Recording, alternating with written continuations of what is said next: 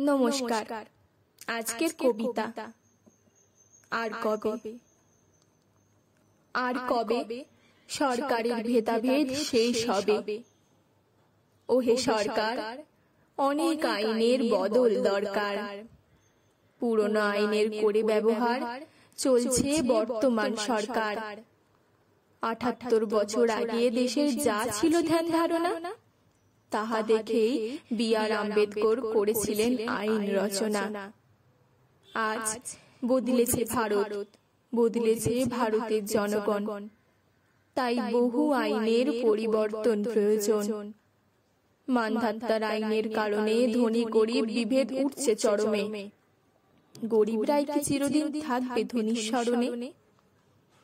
SC, OBC, ST ইত্যাদি ভাগ করে জাতপাত, অযোগ্যরাই কেড়ে নিচ্ছে যোগ্যদের মুখের ভাত। যোগ্যতাকে এবার করতে হবে বরণ, চলবে না আর কোনো সংরক্ষণ। ডাক্তারের ছেলে ডাক্তার হবে, মাস্টারের ছেলে মাস্টার। সেই আইনের সুবিধা দিয়ে চলছে আজকের সরকার। স্বাধীনতার ৭৮ বছর পরেও আজ মানুষকে ঘর ছেড়ে খুঁজতে হচ্ছে কাজ। ১৪০ কোটি যদি হয় জনসংখ্যা, ৫ দিয়ে ভাগ করলে ২৬ কোটি হয় পরিবারের সংখ্যা। সহজেই অনুমেয় দেশে রয়েছে ২৬ কোটি চাকরি, সে সরকারি হোক বা বেসরকারি। ৪০ থেকে ৫০ হাজারের ওপরে বেতন যাদের, পরিবার পিছু একজনকে চাকরি দিয়ে সচ্ছল করা যায় নাকি তাদের? সাফাই কর্মী, ইঞ্জিনিয়ার বা মাস্টার, বেতন সমাহারে হোক সবার। যাহার থাকবে যেমন যোগ্যতা, কাজের জায়গায় পাবে সে তেমন সুবিধা। যোগ্য হলে পাবে এসি ঘর আর চেয়ারে বসার সুযোগ। যোগ্যতা কম হলে রোদ জলে পোহাতে হবে একটু দুর্ভোগ। কেউ গলায় পড়বে টাই, চেয়ারে বসে খাবে চা, আবার কেউ রোদে জলে কাজ করে মাথায় বাঁধবে গামছা। দিনের শেষে যেমন সবার থাকে পরিবার, প্রাথমিক চাহিদা ও খরচ সমান সবার। প্রতিটি পরিবারে তাই রোজগার নিশ্চিত করুক সরকার। আমাদের ভারতবর্ষে এটাই খুব দরকার। জাত পাত, উঁচু নিচু আর নয় ভেদাভেদ। ভাঙতে হবে ধনী গরিবের মধ্যে বিভেদ। করতে হবে আইনের পরিবর্তন, ঘটাতে হবে মানুষের জীবনের বিবর্তন।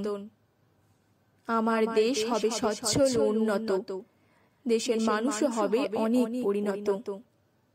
শুরু হোক এক পরিবার এক চাকরি, তাহাতে মানুষের মর্যাদা হবে না আর বিক্রি। আনতে হবে তাই নতুন সংবিধান, যাহাতে ফিরে পাবে দেশের মানুষ সম্মান। অযোগ্য নেতা মন্ত্রীরা করছে কোটি কোটি টাকা রোজগার, আর যোগ্যরা রাস্তায় অনশন করে হচ্ছে বেকার। নেতার ছেলে মেয়েরা চাকরি পাচ্ছে চুরি করে, যোগ্যদের অধিকার কেড়ে নিচ্ছে তারা জোর করে। মূর্খ নেতারা জনগণের করছে ভবিষ্যৎ চুরি, বুক ফুলিয়ে ঘুরছে তারা অভিযোগ থাকলেও ভুরি ভুরি। এক পরিবার এক চাকরি যদি আইন করে সরকার, তাহলে চুরি দুর্নীতির আর হবে না দরকার। চাকরির জন্য থাকবে কঠিন শর্ত, পরিবারের ৫ জনের ভরণ পোষণের নিতে হবে দায়িত্ব। তাই অবিলম্বে হোক আইনের সংস্কার, তবেই তো বলবো জনগণের সরকার।